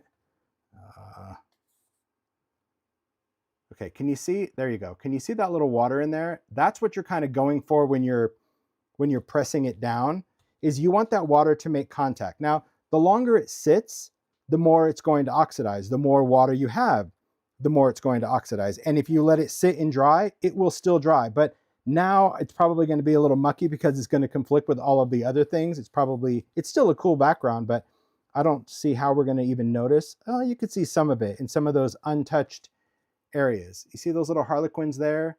You see the little Harlequins there? That to me is what's cool about this particular technique. And you can do it very simple as well. Let's say we wanted to, I'll go back to this one. Let's say we just wanted to take a simple tag.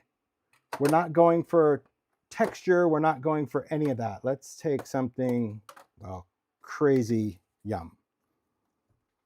I'm going right on the glass because I'm not going for drips and drops like I did on the craft sheet.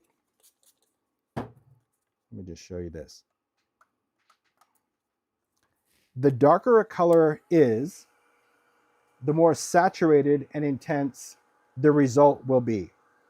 Do you get a better impression with oxide sprays? You could. The thing about oxide spray though is it's really intense, so you would have to make sure that your saturation of color is enough to still give you a background. Meaning, if you go in and you have way too much color, what's up, Mario? I'm making sure it's 149. Yeah. Yes. Yep. I didn't know if that was 140 or 149. I put 149. I just want to be sure. All right. So on the sprays, if you just spray too much of it, then that's the challenge that you're going to have, is that if you have way too much color, it's almost so much dye is in that paper that it's not going to give you, I think, that the effect that you might want. But play around. This is one of those things that, like, I love the idea of playing with a technique, working with a technique, and certain layers, certain backgrounds are going to be, well, different. All right. Mm. So now let's go in and spray through the stencil. Kind of do that ghosting thing. Ghosting definitely, I think, definitely works better with ink. Like when you actually spray water through a stencil over ink, it's so much better. But let's just try this with oxide, because I've never really done that with oxide. Because we're not printing. We're actually just letting the water do the thing, and we're going for it. So let's just see what happens. I don't know. Never done it. I always like to see what's going to happen. Yeah, it worked. Because what you're doing is you're lifting the color off with a paper towel versus letting the water just sit and oxidize. So that, I think that's kind of the big difference also with ghosting is, you're doing water and you're like blotting it off. Sometimes you're just letting it dry versus the printing, you're letting the water like oxidize the background a little bit more. So see, there's the ghosting. Just fun things to do when you're playing with oxide is just work with different techniques, ideas, colors, see what you like. Okay, moving on. Before I get into some stamping, which I'm going to do, let's do some shifter real quick. And then we're going to stamp and do pencil, and we'll wrap this up in a bit. I say wrap it up, but I'm not super close. Okay, I'm changing mats. I'm going to go to more of a sticky mat than grip mat because I'm going to use shifters. And shifters, you really need to pay attention to shifters. You do. Otherwise, yeah. Okay, I'm just going to, so this is like a photopolymer grip mat. This is the Ulta new one. It's my favorite because it's got these little bumps on it. Maybe you're supposed to use the other side that's smooth. I like the bumpy side because it's not as grippy. So I'm just going to lay that down. So what shifters are, they are stencils that have a repeat design that you are designed to shift, okay? These are all black because I have rubbed paint on these. I've talked about this many, many times about how to use shifters, so definitely watch some of the demos. They come in different sizes, so we can do everything from candy to cool designs. I think for Halloween, I'm definitely feeling the Harlequin vibe. So I like this one that has these little dots, so that's one I'm going to choose. Okay. Perfect. Let's take this up. Wrong one. Is it on this side? There we go. Okay. Perfect. This one's just going to be, it's just stickier, so I like that. And I'll just do this on the back of, well, we'll just do a back of watercolor paper. It could be kind of, I think, any paper that you want. I don't want to do that much inking. Not today. Right, Mario? Not today. Okay, let's place that down, and we're going to place this stencil down. So what I'm going to do is just figure out like where I want the design to go. It is a repeat design. That's what shifters are. So I think securing it and lining it up, I've learned the hard way. That's super important. You don't want to cut corners on that because if you don't line it up, it's a bit mucky. Okay. So because I'm doing something detailed, I'm going to do brushes. And I think this one, I'm going to do orange and purple. So shifter is essentially two different colors. It's when you want to create something that you have two different colors in that. All right.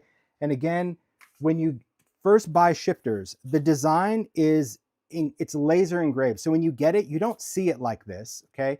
And some people work just fine with their stencils like that. My eyes say otherwise. So what I do is when I get a shifter stencil, I take some black distress paint. I put this on a paper towel. I just rub some paint over it. You can use a brush or a Q-tip or your finger, and then immediately clean it off. And then the paint gets stuck into that little etched line, and it's there forever because the paint dries permanent on the plastic. That's how I even highlight the numbers. So you only have to do it once, and then they're always ready to go. But it's much easier to see. You'll see what I mean in a second, especially if you haven't seen shifters before. Okay, so going back with my palette.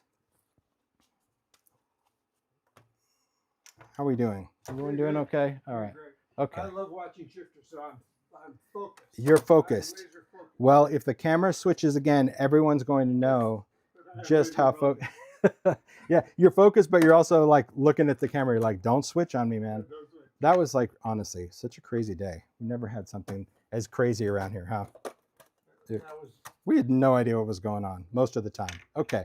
I'm just going to do orange and purple, so I don't need to fill up the palette. I'm just taking some colors that I want to work with. Because I've already talked about like what's great about having multiple tones. You ready to go? Here we go. Doesn't matter which color you want to start with, but the color is going to be done on the open areas. Now you can go crazy. Like I remember when these first came out and Tammy B did like a multi-shifter where she actually shifted it like 3 or 4 colors. Mind-blowing. I'm just going to stick to the basics. So I'll take the brush and I'm just going to start inking. Could use a blending tool for this. Yes. A tiny tool. Yes. But I've already talked about like why my preference is this. And see, this little gripping mat is really great, but I don't feel like everything needs to get a grip. I know some people like feel that everything needs to be super secure, and if that's you, you do it. So also notice when I did a color, I didn't do the whole entire thing the same color, the same, I don't know, pressure, because I prefer the stuff to be just random. But if you wanted to do this with one color and you wanted this to be absolutely perfect, there's nothing wrong with that. You can ink that up. The only thing that I want to make sure is that when I'm doing this design, I have at least applied color into the open areas, which I've done. Let me just add a little bit of little spice right there. Okay, perfect. Close this up. Okay. Now before I take this off, I'm just going to take a cloth and I'm just going to wipe off the ink. The reason I do this, a couple things. One, it's going to remove the excess, which you need to do before you shift. And two, I'm actually using that ink to kind of fill in the open space. So that's good. Do I have a candy corn shifter? I don't. That'd be fun. Kind of challenging, but it would be fun. All right. So you need to clean off the shifter. So I'm just going to peel this off. There's my design. Okay. So I still have some color on there. So do I need to clean it? Yes, because orange and purple make brown and we're going to change color. And so if I go in and don't clean off that color, the purple will make this a disaster. Okay. So here's how a shifter is. So you can see that was the open color we did, right? That was the color that we had. All you're going to do is take your stencil and shift it. You can shift it to the right, to the left, up, down, it doesn't matter. But the goal is that we want to cover everything that we've just done in that black outline. So you kind of get right down there. You just look where all of your designs are. So, you know, some you'll need to shift a specific direction because of the repeat, but for this one, it's pretty forgiving. And I just want to make sure that every color, every block is covered. So see now how the orange is muted, and what did it do? It opened up these other areas for my next color. Make sense? So it kind of saves you from, I guess, doing the masking. So same thing, we're just going to go in, little ink with those brushes. And I think the other half I'm going to do the tiny tool because I'm curious. And when my 5-year-old kicks in, there's no stopping it.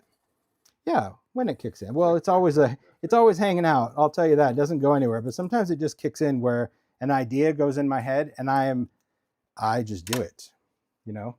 So what I want to do is I want to do the other part in a blending tool because I really want to see, you know, on the tiny tools, it's going to give me a different halo. I see that already, but I can also see that it's going to give me a really soft blend, which I think, you know, the brushes are nice. They're great for adding color in certain areas, but I don't think that the brushes are as soft, so there's trade-off, but I just want to like see the difference. I mean, I'm a huge fan of the distress grungy part of this, but because you can already see the white halo. All right. Just going to wipe that off. There we go. There's our shifted background. So it just allows you to see, I love this look because it looks like you've like sketched it in with like pencils, but that is very smooth and creamy, dreamy. But that's the fun thing about a shifter is it just allows you to shift and add multiple colors. And there's so many different designs for shifters. They're all types of seasons. There's sets where like if you're into polka dots, there's a set of just different size polka dots and it allows you to do multicolors. There's videos on these. I've done many videos on shifters. They are a blast to do. You just kind of be in the mindset of that, have the right tools, but yeah, a lot of fun for shifters. Okay, I'm gonna talk about one other thing about oxides and what I love about oxides, and then we'll wrap that up. Yeah, I see a lot of people that like have never used shifters or never seen them before, and I see some that just absolutely love it. So thanks, Ted. It was a good invention. It was, I mean, I remember when I was working with Matt on these, I'm like, so we're going to do a stencil, but then another stencil, and can you print on this? And that's when Matt had the idea of like, no, but we can engrave. And I'm like, oh, but then we figured out adding some paint to it. So yeah, it just makes for a cool background. I love that. All right, so this, I just clean mine with water. I honestly have no idea. I just use tools, and I know a lot of people are, want to take care of them. I just clean it with water. For storage, I just use these because this thing is so sticky. Like it comes with, like, anybody that has these mats, you guys know it, like comes with this, say, acetate that you peel off, which is a nightmare because it curls. I just took one of these storage pockets from Simon Says. It has these, see this welded edge? It actually has welded edges up both sides, but I just took my trimmer and cut them off. And so now it just opens it up. That's how I store my media grip, and that's how I store this, because I can just peel it back. I can lay it in, grips it. It's not falling out, but it's also just easy to just peel off because this kind of plastic is way different than that other acetate, and it keeps the dust off, and it allows me to put it in a paper divider. But that's, I mean, I was doing that since grip came out. So that's also how I store this little replacement craft sheet. When I don't have it here, I have it just in one of these inside closed, or you could leave it on the outside. It doesn't matter, but I have mine on the inside. So yeah, so you cut it. You need brute strength to get it off.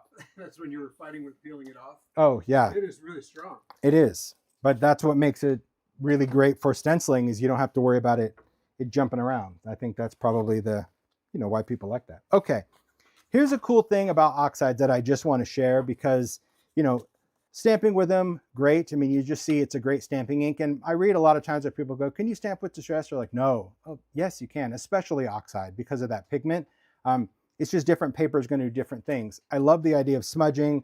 I love the idea of stenciling. I love the idea of doing different techniques. But one of the things that I want to remind you of, especially as we get, I always say the making season, because we're making more cards probably than before, is one of the cool things about working with oxides, especially dye and pigment in that intensity, is that don't be afraid to do stuff on top of them, okay? So many times when people work on backgrounds, they just think it needs to be covered with another die cut or another printed something or something of that sort. But you can actually do a background. So this is the one with the bats. See the bat? Now we know how that was done. We printed with that bat stencil somewhere. But then I wanted to color on top of it, and I wanted the color to show up. I wanted orange to show up on purple, and it didn't mask, and I didn't do any of that. I took out a background and I used my stuff. So what can you use to color on top of an oxidized background? You can do this on ink, but ink is way more intense. So that's why I often suggest doing this on top of oxide. And we can do this with a couple of them. I have two different tags, but I'll use purple because I think purple is just, it gets the point across. Is you're going to work with Distress watercolor pencils, okay? These are water reactive pigment. This is all pigment. And if you took creative chemistry way back in the day, we learned very early on that pigment dominates dye, okay? Pigment sits on top of it. So all of our colorants that we're gonna see, like I said, even with Distress ink, you can stamp in color over that with your pencils because the pencils are all pigment and it will just stick on top. It will just stay and cover it up. There are some trade-offs, especially if you plan on blending with water, because the water will react the pencil and it will react the ink, but I'm going to take you through and just show you how we can work with these, okay? So let's take this one. I do love this Halloween set, Pumpkinhead, just because, well, it's easy to color, it's orange, but I'm going to use some different colors. Now for this one, I do like to work with a stamping tool because I want to do some double stamping, and I'll show you why, okay? So let's just take, let's do him. That's good. And then we'll even do him a little later. Okay. Move this. You can see how I organize. Like my table is coin dozer. Just push it out of the way because we can do a lot of other things. All right. So what I'm going to do, and you can work with your stamping tool however you want. I'm just going to work with it on camera so it works for me. I think this first one, let's definitely do purple. All right, I have a piece of media grip in here. Again, it just helps, but do what works for you. I'm not going to take this out. If I was going to take this out, I'd probably want to, you know, square it in the corner, but I'm not planning to do that.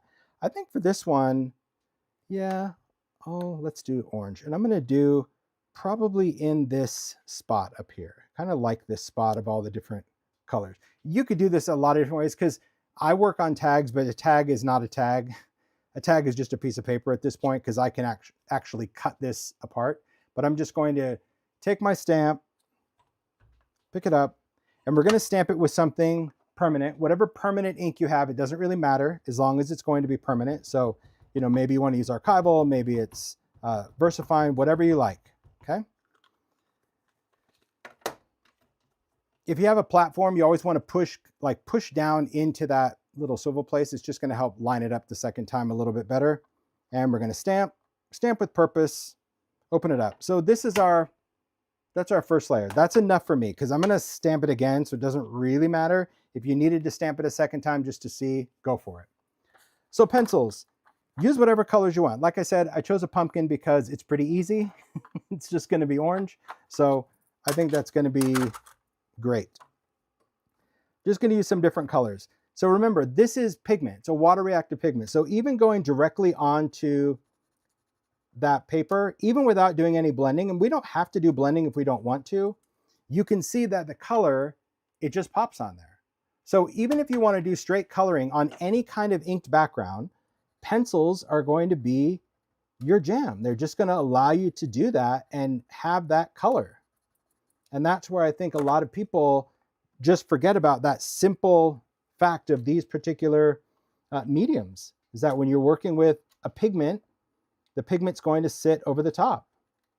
Even over something like orange over purple, which, my gosh, if you tried to use, you know, an alcohol marker or even, you know, distress marker or just inks, there's just no way that color is going to show up. And we can even add some highlights. You know, you can go in and add yellow highlights. And I will blend this because I want to talk about like how do we blend it if we wanted to blend it. Because I want to, you know, I don't want to have all my colored jaggedy lines. If I want to add a little bit of green, let's do that. So I do have all my colors just sorted by that. And this is completely different than what we're going to do in class later this month. This is just a whole nother thing we can do with pencils. All right, let's do, I'm going to add a little bit of black. Doesn't have to be much, but I just want to add a little bit of black soot just to make sure that like the inside parts are just going to be a little darker. I'm going to stamp again, so that will help it a bit. Okay, so at this point, I'll hold it up before I blend. At this point, this is what we have. And so you could be perfectly happy with that and go, you know what? Done. Brilliant. Or you can go in and blend. Now, blend at your own risk, meaning when you go in with a water brush, not only are you going to react the pencil, but are you doing emoji challenges? Emoji challenge. I've seen that, yeah. I looked up, you did it for purple too, didn't you? Because I saw purple hearts. I know, I got your tricks. You can't quietly because it just, throw up a pumpkin for love, it just takes over. All right. So when you're doing this, it's not only going to react the pencil, but it's going to react your inky background. Unless you sealed this, if you use Distress Microglaze, then you've sealed it. But Microglaze also takes away the oxidized finish. So what I do with a water brush is I'll still blend, I just won't overblend because the pencils are very sensitive to water. They're water reactive pigments. So that means as soon as that water touches it, that pigment's going to move. You don't have to do a lot to get that color to soften or blend or pull out. So just remember that. So don't over blend anything, just kind of go in. Occasionally I'll clean off the brush. I'll just kind of wipe that off. You can wipe it off of your grip later. You can do this on your glass or whatever you want to do. All right. So this is just to get that color moving a little bit. Now, if you want to add color at this point, pencils don't work on top of wet pencils. So if you wanted to, that you would need to dry this before you added another layer or pick up color directly from the pencil.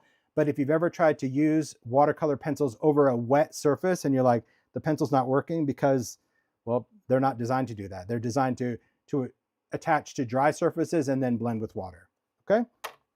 So I'm happy with the way that's colored. What I need to do though is a second stamping, and I'll show you why.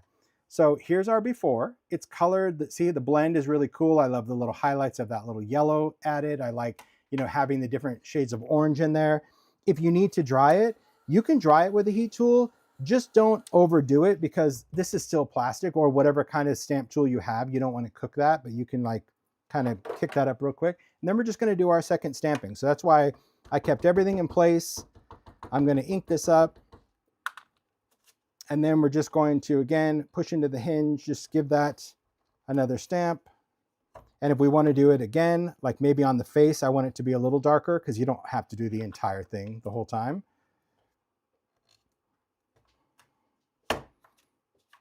There we have it. So what's really fun about that, so see how intense that became? Because remember, pigment dominates dye. So even though I stamped in black, and let's say that first stamping was really good, okay? I know it was light, but let's just say it was really good. When you color over it with pencils, the pencil will even cover archival. So it will make that black ink look less because you colored it with orange. So that's why I like to stamp on top of everything, because archival is oil-based. You can still a little of that shine. You can dry this with a heat tool and that shine will go away. But it's just a cool effect, because when you have a background, it's just great to know that if you want to stamp on it and you have pencils, just color with the pencils. And I'm sure you could probably do this with maybe other pencils. I'm sure the idea of a pencil is great. I don't know their intensity, but the idea is just kind of understanding why you have these different art mediums and maybe what they can do. Because again, I would crop this, you know, I would cut this, put it on a card. Maybe I could stamp another one like this way and then cut this paper. So whenever I do a background, even if it's a tag, it's not designed to have a piece of ribbon. Sometimes it is, but for this is just choosing the part of your background, cut that, but now I've got another background piece that's cool. So use your stuff, use the things. Let's just do another quick color combo just to kind of reiterate what we talked about. And because I want to do the gourd. It's kind of the pumpkin, but he's kind of, oh my gourd. I think he's fun. There we go. Let's do this one. Okay. He's going to be great. I think he's going to be great right there. I also like this because, again, I'll probably crop it about there. Let's go in. All right. Tap, tap, tap. He's kind of a gourd shape. I love him. He's funny. I think it looks like he's even saying that. Okay. Stamped it. Not bad. Now this one I'm gonna go green. That's the whole idea. I want to do some green, some little lighter colors. I do like that. I'll probably, just for a highlight, I just gotta find, I'll use a little old paper, because old paper is kind of like antique linen, but it just has more of a greenish hue, see, than the beige.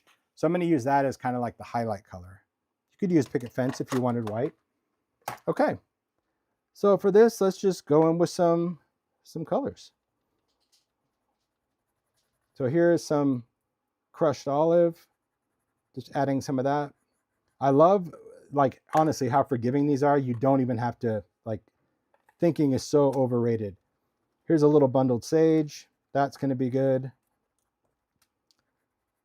And I hope I've seen these demos, because I know it's like when we first scheduled this mini oxide release, I'm like, okay, it's new colors. So here you go. Here's 24 colors. Have a nice day. I always want to just maybe show you some other things that you've probably seen before, or maybe you haven't, but it's a reminder of like, oh yeah, I should do that. I need to try that. I need to work with that. Got to use some peeled paint in there. So you can see how this color of green, I love how that's just building up over the top of this orange. And you just would never think to add like green over orange, because it's just going to make brown, and it, with pencils, it doesn't. So there we go. There's our old paper. Old paper is magic. If you, gourd is loved. He's just fun. But I also try to kind of remind you about perspective, because sometimes when you see a demo, you're like, oh, that tag is perfect. And if it is, then save it for something where you can use it in its entirety. I don't ever think of stuff like that. I just think of it's like a piece of paper, and wherever I want to stamp is the part that's visually pleasing in that moment, right? Because already on this one, I know I'm going to probably cut that right there, because I love that it looks like he's sitting on a little, looks like it's a shadow. That's why I chose it. And this next piece, again, I might keep it this way. I might keep it this way. The whole idea is to just not be so proprietary about your own stuff, because everyone is like in this, I don't want to use it, I don't want to mess it up. Are you kidding? You're going to mess it up by not using it. That's the mess up right there. Let's see, evergreen bough. That's what I'm going for. This is going to be a little bit bluer, and I'm just using that over the shadow. I always love stamped images that have that little shadow, because it's like cheat lines. You know, if there's a little shadow in the stamp, then that's where the shadow belongs, so you can add your darker color. And again, I'm just using like the tip of a water brush just to soften out those lines. Because you'll see, I'll hold this up, you'll see exactly where the evergreen bough was as soon as it's all done. Nice. Simple. Okay, we want that to be dry, not cooked. Just dry, good enough. And we stamp again. Because right now we need to get that image really intense. Push, push, push. Look at that. He's great. So you can see that just that little bit of evergreen bough, like right over those little shadow lines, because it's kind of a bluer green. But I love that. I love that the background, those little black, is still providing kind of the age spots. I love that the orange and yellow is actually kind of acting as a light source. So pretty simple to, if you haven't played with your oxides, or maybe you got the new mini oxides and you haven't taken them out for a spin, maybe you've just put them in their little tin, get them out this weekend, take them for a spin. Like, let's do some fun things. Maybe it's going to be, you know, maybe you've got some backgrounds that you're going to add some color because, well, that's fun. Maybe you're going to, you know, do some stencil monoprint and just play around with printing with water and just seeing which backgrounds you like and which ones you don't, because they're all going to work a little different, you know, especially depending on your stencils. Or maybe you're going to do some smudging, and maybe you're not into Halloween and you're going to kick it up to Christmas. The whole idea is that our palette of these beautiful little mini oxides is growing. We have one more release that will happen in November. It's going to be super exciting, but we're 48 colors in to the Mini Distress Oxide.